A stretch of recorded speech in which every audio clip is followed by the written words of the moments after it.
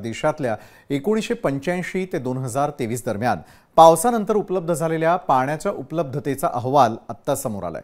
देशामध्ये 2019 नंतर उपलब्ध पाणी साठ्याच्या प्रमाणामध्ये वाढ झाली आहे।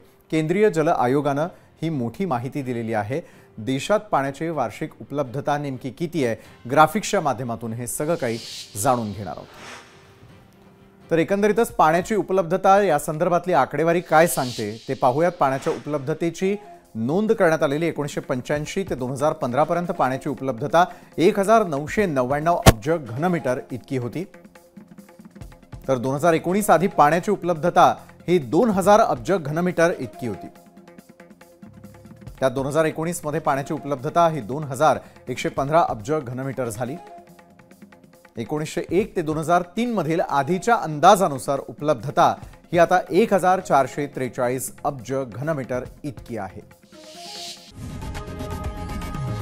लोकशाही मराठी ऐका, पहा, जागरूक रहा।